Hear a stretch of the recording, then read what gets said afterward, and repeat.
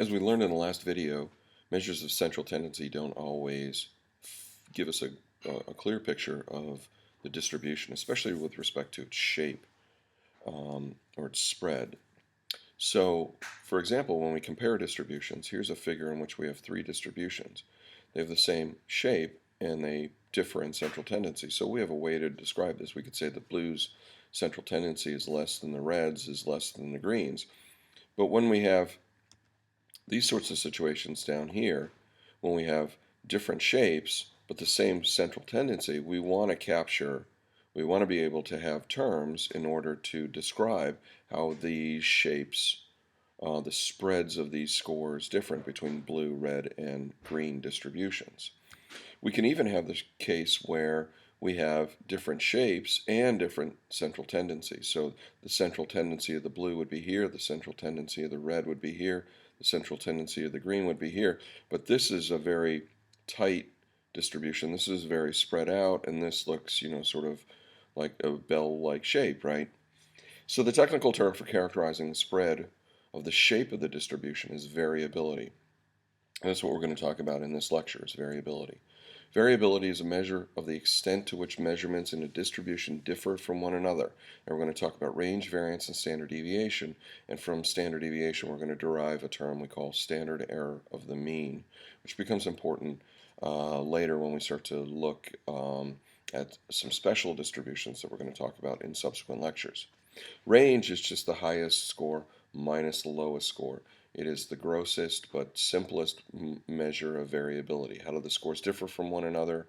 How do the scores in a distribution differ from one another? Well, what's the difference between the highest and the lowest? That's the range. It doesn't give us a whole lot of information, but it's a quick and dirty way to look at variability. The second measure of variability is what we call variance, or in the population we symbolize that with sigma squared. This is little sigma squared, and it's the average of the square deviations of each score from their mean. It's also known as the mean square, so it's the average of the square deviations of each score from their mean.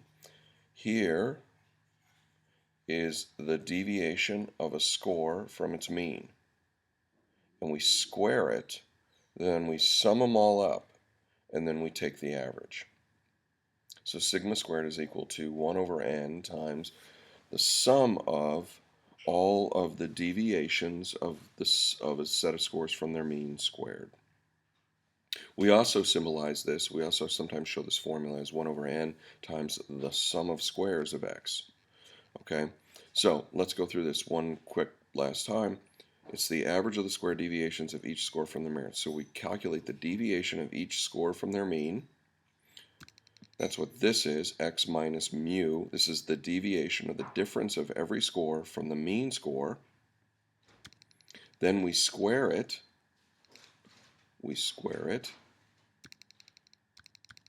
Then we add them up. That's what sigma means. Add up all of those deviations squared. And then we divide by n. 1 over n times that is the same as dividing by n. So when we add things up and divide by the number of scores, that's the average. That's why we say this is the average of the square deviations of each score. So what is it an average of? It's the average of the square deviations of a set of scores from their mean. The sum of squares is a special term that we often use in intermediate computations, and it's the sum of the square deviations of a set of scores from their mean. I would really like you to knock this out of the park, to really nail this down, to memorize this definition. Sum of squares is something that we calculate from today until the end of the semester. We will be talking about sum of squares. Sum of squares has special properties, as we'll learn about in subsequent lectures and subsequent weeks, but just memorize that sum of squares is the sum of the square deviations of a set of scores from their mean. For computations, we can algebraically reorganize some of the terms, and what we get is the sum of squares is actually the sum of the squared scores minus n times the mean squared. Or we can also use this. These formula you do not have to memorize. They are in your tables and formula pages in the back of your workbook. They'll also be on D2L. If the orientation wasn't right, I will post them on D2L and you can use them there. Now, sample variance is something different. Remember, we're making big distinctions between populations and samples. Sample variance is the sort of average of the square deviations of each score from their mean. So here's the scores, here's the mean, we take the deviation, we square them, we sum them, but instead of dividing by n, we're dividing by n minus 1. So that's why I say it's a sort of average. It's also, the sample variance is also 1 over n minus 1 times the sum of squares. Okay, for computations, here are the computational formula that we might use instead of doing using these more complicated. This is actually turns out to be very hard to do. These deviations are very often difficult to compute because if you have decimal places, for example, and then you're squaring them, you're getting really a lot of messiness there. These are much easier for computing sum of squares. Okay, why is it that we are using n minus 1 for sample variance when we use just n for population variance? Let me talk about that for a minute. Okay, it goes to this notion of what we call unbiased estimates. If we want to estimate mu, the population mean in a set of scores, okay, if we want to estimate mu, the population mean, we say that m is an unbiased estimate of mu. And if we look at the two formula for calculating mu and m, they're nearly identical. They're identical except for what's in the denominator. N means all of the scores. Little n means some of the scores. And it turns out that one of the properties of m is that if we take the average, if we take the average of all the averages from all random samples of size n, it's guaranteed to equal mu. This is a property of m. And its relationship to mu is that it is an unbiased estimate of mu.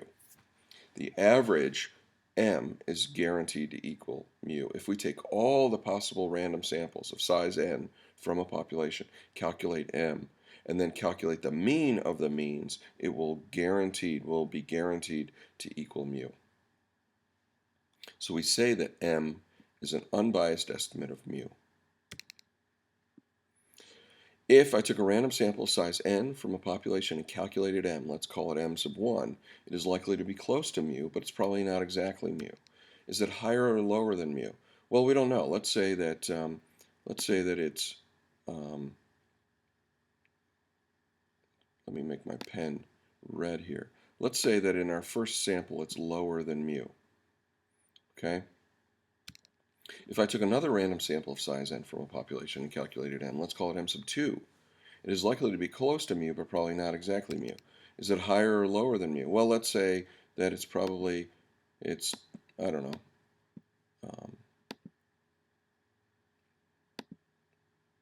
let's say it's lower. If I took another random sample of size n from a population, let's call it m sub 3, and calculated m, it's likely to be close to mu, but probably not exactly mu. Is it higher or lower than mu? Well, let's say in this case, I'm trying to get my pen here. Why isn't my pen?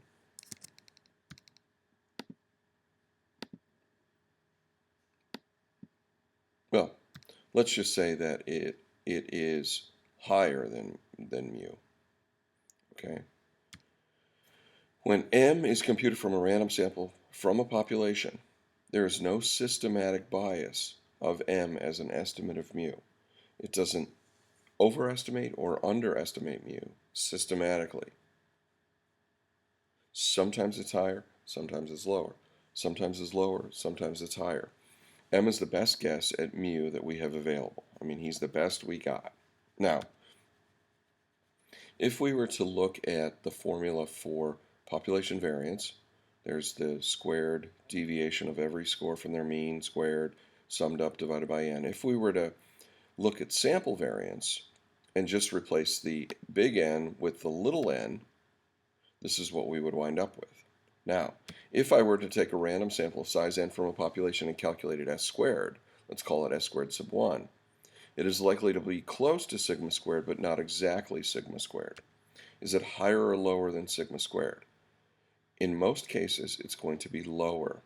If I do it again, it's likely to be lower. If I do it again, it's likely to be lower. In other words, S squared is a biased estimate of sigma squared when using n in the denominator.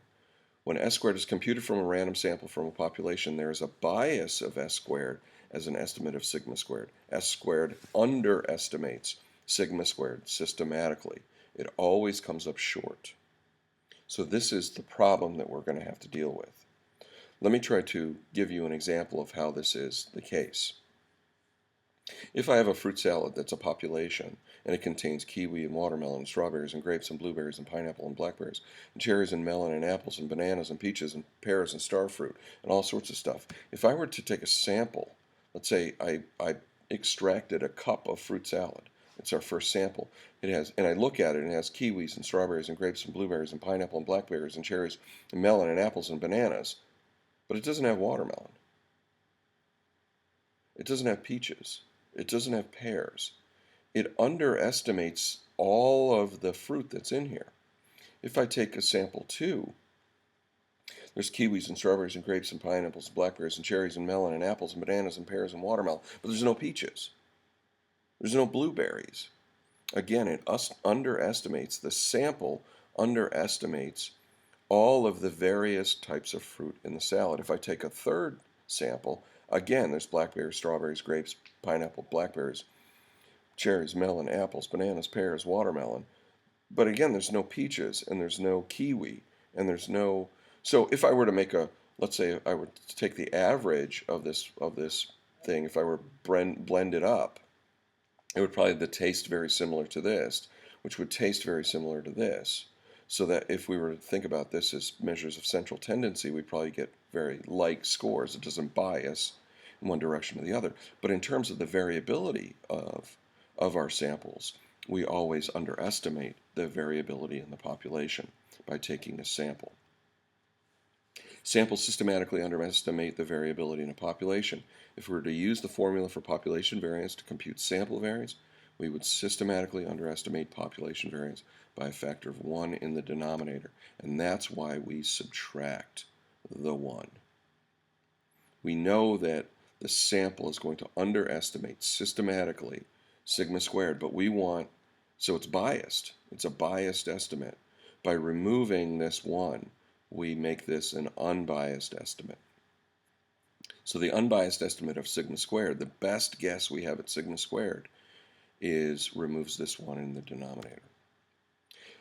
The next measure of standard deviation that we need to talk about is just the square root of variance. We call it standard deviation, and all we do is take the square root of the variance. Here it is square root of S squared, or you could do it this way. It's just simply the square root of variance. And the last measure that I want to talk about that we're not going to use right away, but we're going to refer to in later weeks, is the standard error of the mean. And this is just variance divided by the square root of n. And we call this the standard error of the mean. It is the standard deviation of the sampling distribution of the mean. Okay, it's important when comparing means of different groups or samples, and the standard error of the mean's properties come from a special mathematical relation to the mean and the variance of the sample and the sample size, but we'll talk much more about this in the coming weeks. So from here, what you should do is move on to working on the next unit in the workbook if you want to do that, and please continue reading in the book, the units of variability, units on central tendency. If you have any questions, drop me an email. See you soon.